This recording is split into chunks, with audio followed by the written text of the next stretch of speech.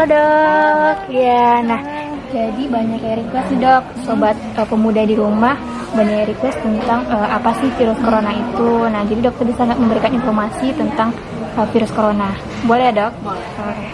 Pertanyaan pertama nih dok, apa sih sebenarnya virus corona itu? Jadi gini, sobat pemuda ya. Iya.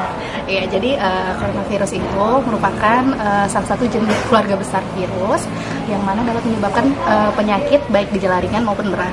Nah, gejala ringannya itu seperti yang kita tahu kayak batuk pilek biasa nih, yaitu common cold. Sedangkan kalau yang berat seperti SARS atau MERS yang tahun lalu itu SARS kita tahunya dari Cina juga tahun 2003, sedangkan MERS itu dari Saudi Arabia tahun 2012.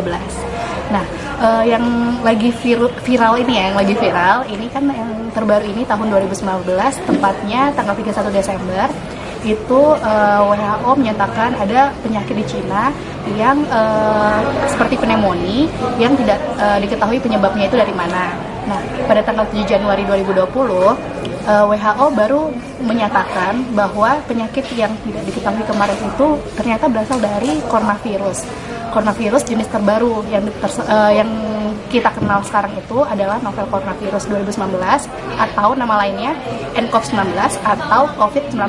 Pertanyaan kedua nih dok, bagaimana sih ciri-ciri orang yang terkena virus corona ini?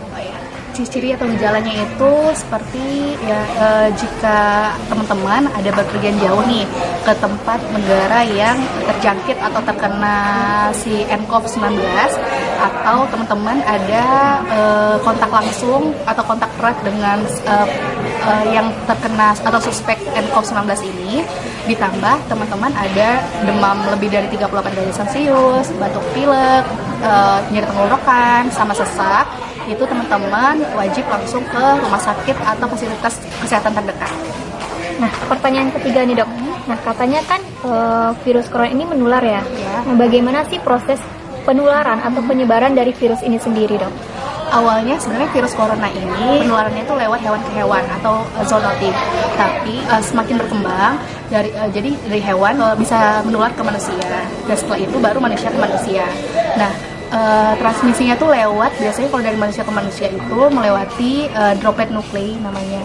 Nah, droplet nuklei itu merupakan suatu percikan ludah. Jadi pada saat teman-teman batuk atau bersin nih, sebaiknya jangan sembarangan. Nah, nantinya si droplet nuklei ini bakalan terbang ke udara. Nah, jika langsung terkena langsung ke manusia, itu bakalan terkena langsung tuh sama manusianya, terinfeksi. Atau bisa aja droplet nukleinya ini, si percikan dahak ini ke udara, terus terpapar atau dia menempel di benda-benda mati, itu juga bisa. Oke, nah pertanyaan keempat dok, ya. Apa nih tindakan preventif yang harus kita lakukan untuk mencegah kita tertular dari virus ini dok? Pencegahan atau preventifnya itu seperti ini.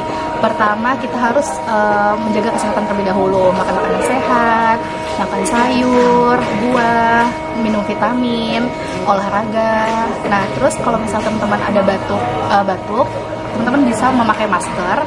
Terus teman-teman juga harus mengetahui bagaimana etika batuk. Nah, etika batuk itu pertama pakai masker yang tadi. Terus yang kedua, teman-teman kalau batuk harus bisa menggunakan tisu atau sarung tangan. Yang ketiga, kalau nggak punya juga atau terlalu jauh untuk ambilnya, teman-teman bisa menggunakan lengan atas bagian dalam. Jadi lingkungan sekitarnya nggak tertular. Selain itu juga teman-teman harus menerapkan hand hygiene atau cuci tangan. Jadi sebelum kita makan atau sebelum melakukan sesuatu, kita harus benar-benar bersihlah dari kuman tangannya dengan menggunakan teknik WHO, yaitu 6 langkah. Terus selain itu teman-teman juga harus jangan bepergian jauh dulu ke luar negeri, ke negara-negara yang terjangkit si novel corona itu.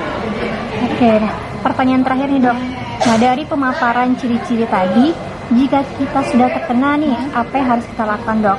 Dan jika misalnya orang sekitar kita nih yang terkena, apa juga yang harus kita lakukan dok? Nah, jadi gini, kalau misalnya teman-teman ada nih kayak ciri-ciri yang gejala tadi yang saya sebutkan, itu berarti teman-teman harus segera langsung ke rumah sakit atau fasilitas kesehatan terdekat. Nah, nanti di sana tim kesehatannya itu bakalan memeriksa lagi nih, mengkaji ulang, bener nggak ini suspek si novel corona ini.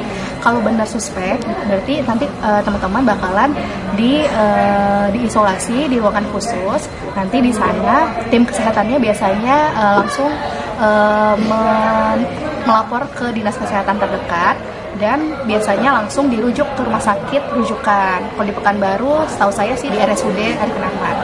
Nah, terus nanti di sana setelah diisolasi, setelah dirujuk juga, teman-teman bakalan diperiksa nih tenggorokannya dengan menggunakan swab tenggorokan.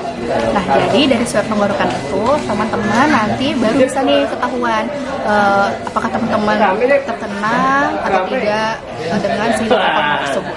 Oke, terima kasih dok atas waktunya. Semoga memberikan manfaat bagi sobat pemuda di rumah. Amin.